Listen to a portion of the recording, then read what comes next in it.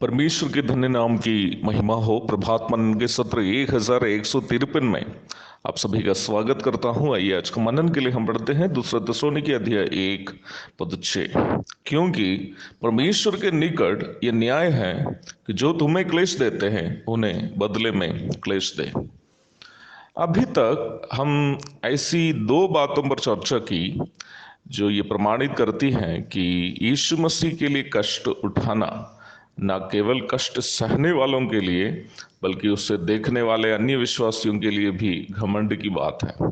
जैसे यहाँ कष्ट उठाने वाले थिस्सलुनीके विश्वासियों के प्रति प्रेरित पौलुस एवं साथीगण घमंड करते हैं।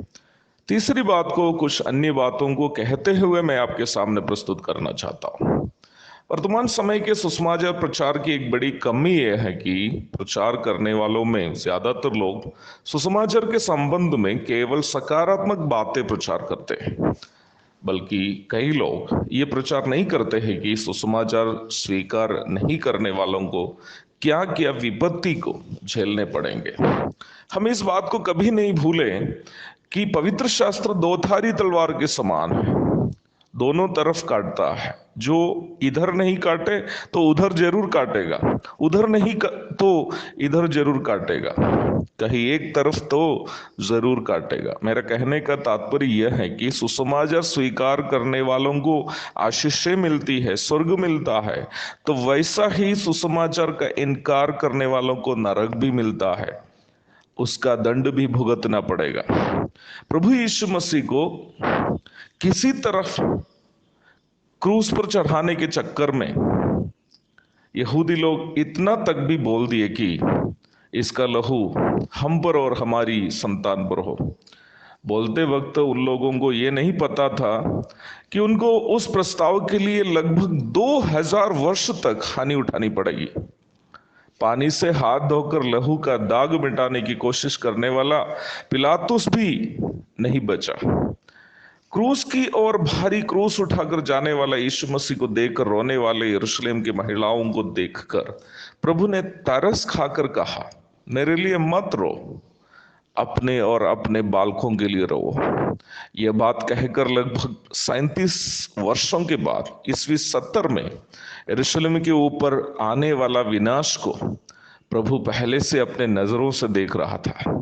ईस्वी 70 में यरूशलेम में यहूदियों के द्वारा किया गया एक दंगे को समाप्त करने के लिए सेनाध्यक्ष तीतुस के नेतृत्व में आई रोमी सेना यरूशलेम को तहस नहस कर दिया।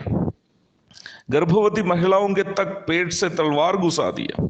दूध पीने वाले बच्चों को मां के गोद से छीन कर उसके पावों में पकड़कर यरूशलेम के दीवार में पटक दिए। उन बच्चों के मस्तिष्क के हिस्से खून से लथपथ होकर बाहर की ओर नाले से बहने लगा।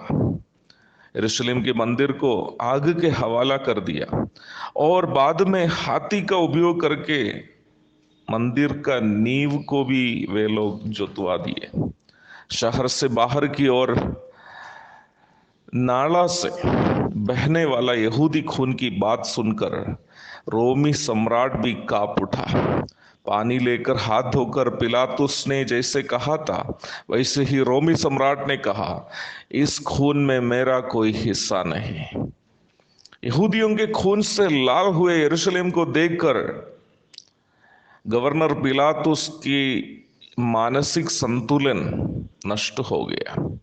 यहूदी इतिहासकार जोसेफस के अनुसार मरने तक पिलातुस ने हाथ धोते धोते यरूशलेम के शहर में भटकते रहा। बच्चे यहूदी यरूशलेम छोड़कर पलायन किया। भटकते भटकते भारत के मुंबई कोच्चि तक आकर बस गए। फिर भी यीशु मसीह के साथ किया गया अन्याय का दंड उन पर समाप्त नहीं हुआ था। भारत छोड़कर जितने भी देशों में वे जा बसे, सभी देशों में वे लोग सताए गए, मारे गए।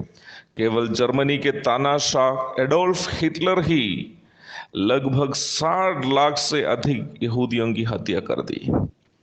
गैस चैम्बरों में घुसा घुसा करके यहूदियों को उन्होंने मरवा दिया। यूरोप के अन्य देशों में मारे गए यहूदियों की संख्या अनगिनत है।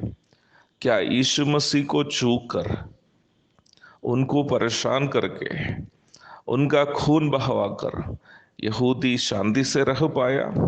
कभी नहीं। मसीहियों को सताकर स्तिफनुस की हत्या करके सीरिया की राजधानी दमिश्क की ओर विजयी की तरफ भागने वाले तरसुस का शाऊल दिन के समय सूरज की रोशनी से भी भयानक रोशनी देकर यहां तक अपनी आंखों की रोशनी भी गवा दिया। उस समय उन्होंने उस भयभीत करने वाली आवाज सुनी, है शाऊल, तू मुझे क्यों सताता है?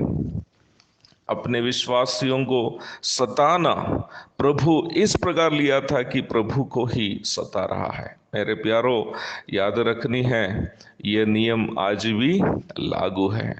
प्रभु के लोगों को छूना प्रभु को छूने का बराबर है।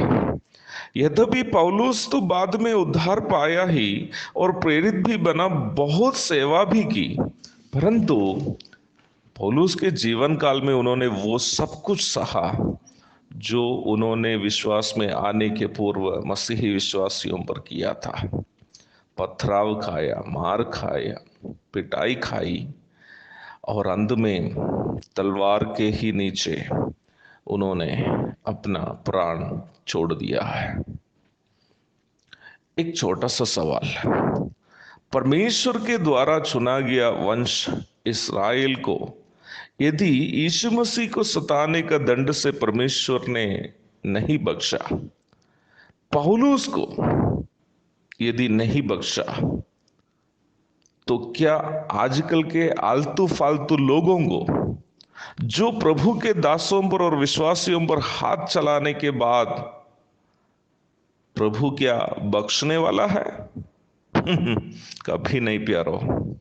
यही सच्चाई को पौलुस इस भाग में समझा रहा है, क्योंकि वह दिन दूर नहीं जब परमेश्वर हमें सताने वालों को दंड देने वाला है। इसलिए गर्व से कहिए, बोलो प्रभु यीशु मसीह की जय।